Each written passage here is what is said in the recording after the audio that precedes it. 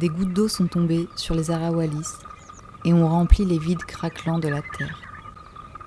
Comme elles, nous allons maintenant rouler à travers collines, plaines et déserts pour disparaître dans l'abîme des sables. Dans une brume matinale réunifiant le gris des lacs et les cendres du firmament, des saris glissent sur le mirage de l'horizon. Première apparition du temps suspendu et de la présence manifeste des hommes.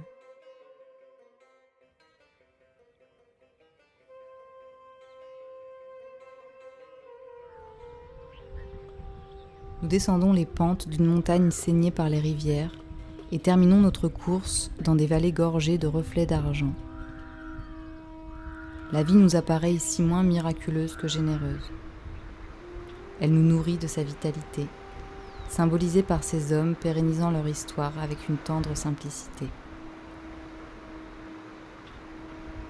Les flots abreuvent le bétail, lavent les esprits, purifient les dermes et font fleurir les sourires sur les visages tannés des bergers. Un lait sacré s'infiltre dans nos veines.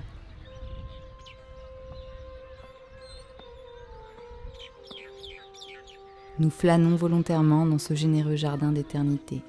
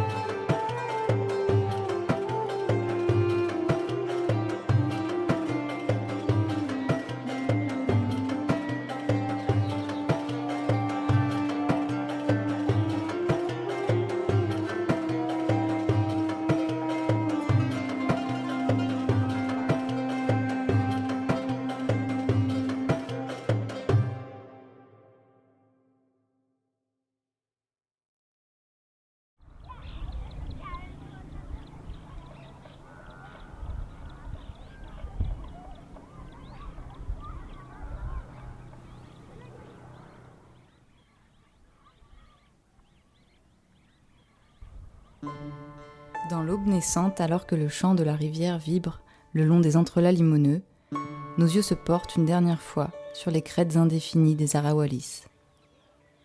Nous laissons le courant nous porter vers la plaine. Au pied du massif et dans le vaste bassin verdoyant qui le prolonge, l'eau demeure encore ici un présent disponible pour tous.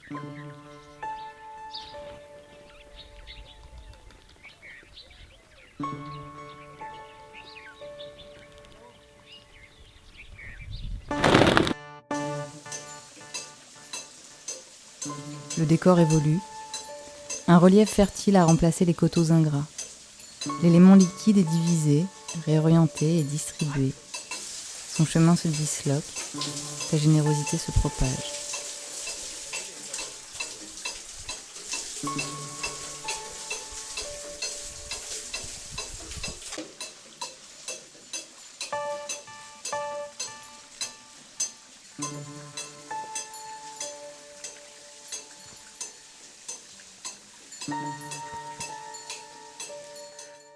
mais notre cap n'en est pas dévié pour autant.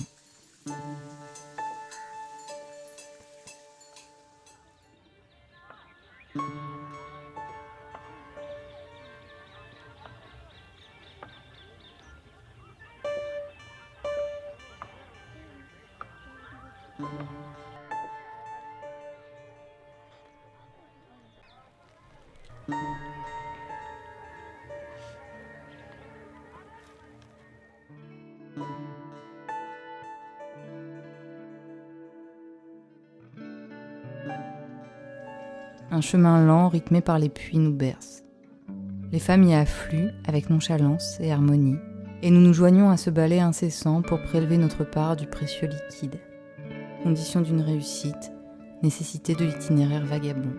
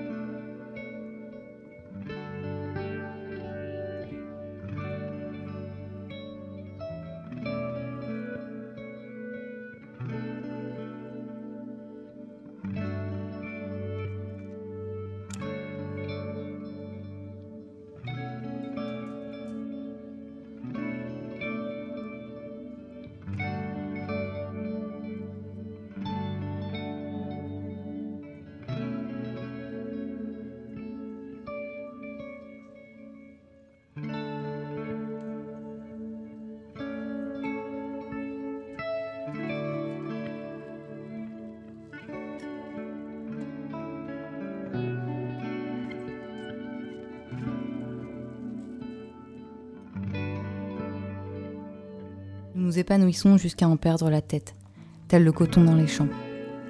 Nous suivons alors sa route vers un avenir moelleux, sans désir ni doute. Les traces des chariots guident notre progression, inéluctablement.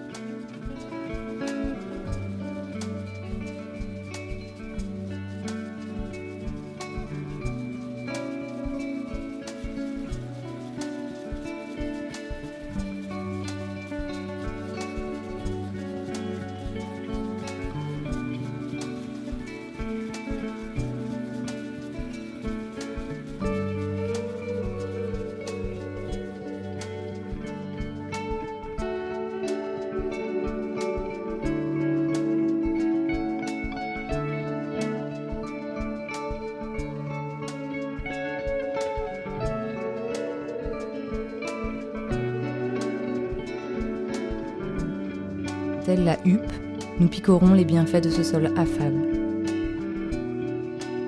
Un sol générant ses plus belles œuvres chromatiques, drapant nos perspectives.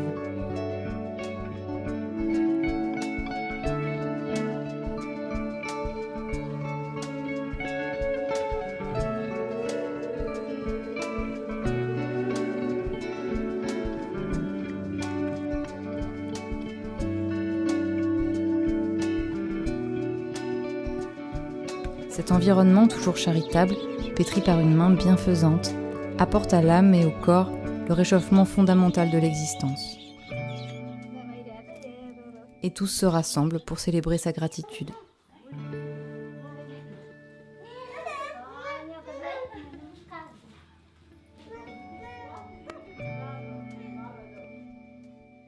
Interlude de joie féminine dans une réalité rude et misogyne. Malgré le défilé enchanté de ces filles fleurissantes, s'épanouissant farouchement à l'abri du mur des interdits. Nous saisissons des complaintes, des litanies.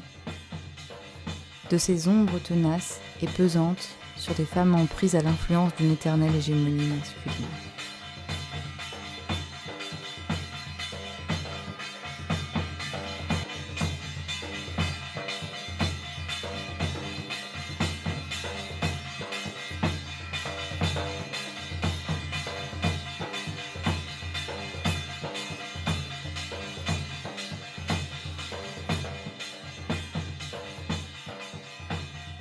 Le crépuscule figé d'une moitié déshéritée, annonciateur des déserts à venir.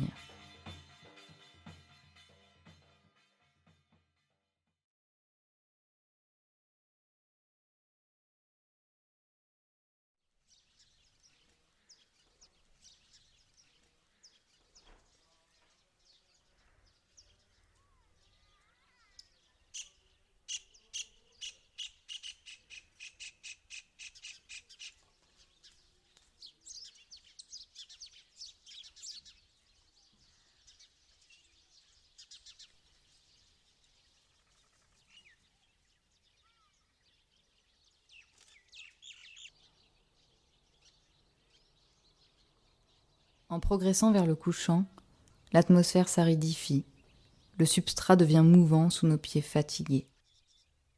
Le paysage s'étale comme une antique coulée de lave. Les vertes parcelles ont laissé la place à des friches sèches, brûlées par les rayons du soleil.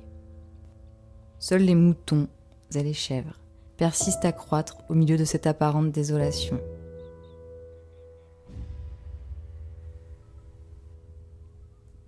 Les dernières traces de l'eau se confondent avec les torrents de sueur qui roulent sur nos fronts avant de chuter amèrement sur nos lèvres irritées, sans même atteindre un sol qui hurle sa soif.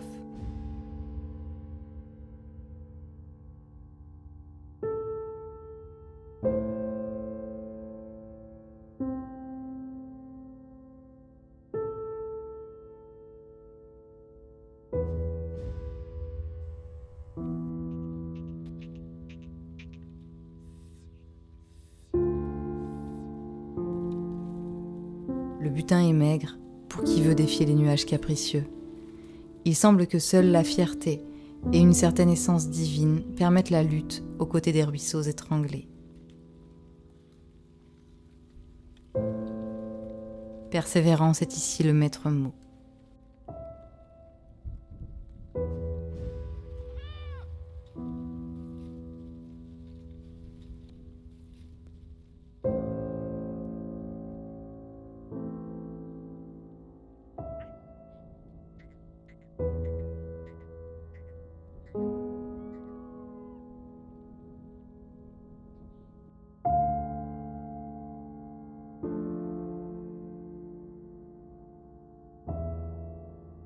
Les braises de l'air brûlent nos rétines, nos sens se perdent.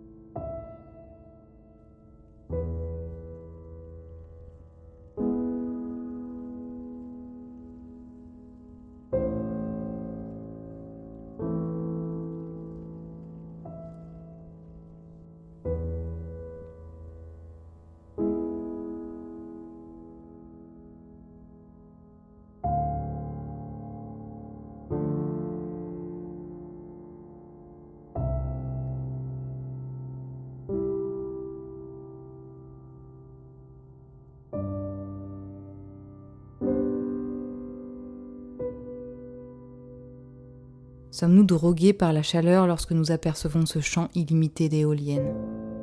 La modernité nous a rattrapés subitement. Désorientés, nous nous enfonçons modestement dans cette forêt des vents, visiblement plus perturbés que les gens que nous y croisons.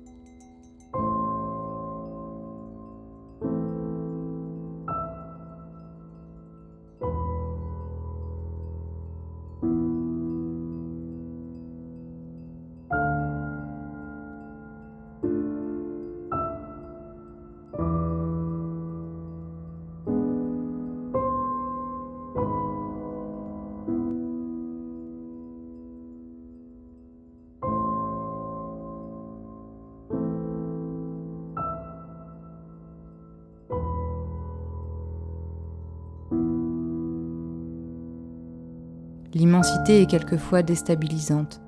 Un sentiment de solitude relative s'immisce dans nos cœurs. Alors, s'agréger autour d'une flamme vacillante devient un réconfort et renforce nos liens avec une humanité plus chaleureuse qu'étrangère. Un syncrétisme social se crée, une convergence tendue vers l'absolu.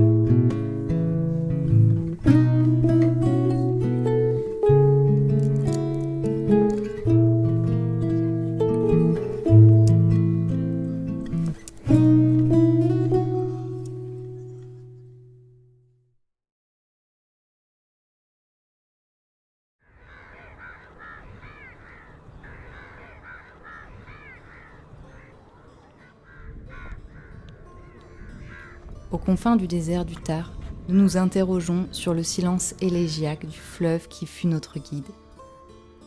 Qui, de l'eau, a gagné les profondeurs de la terre? Qui, de l'eau, s'est élevé dans l'atmosphère limpide? Qui, de l'eau, a produit des joyaux destinés aux ventres affamés? Qui, de l'eau, déverse ses dernières larmes aux portes de la ville?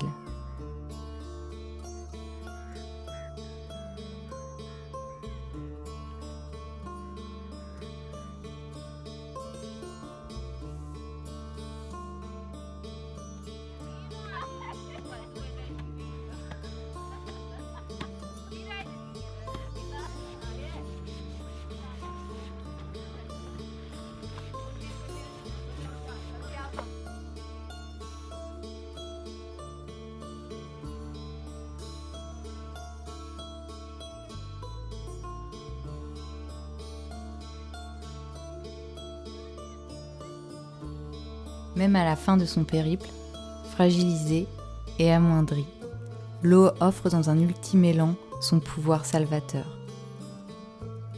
Et dans son sillage, nous plongeons à notre tour dans cet océan universel d'hommes et de femmes. Pèlerins parmi les pèlerins.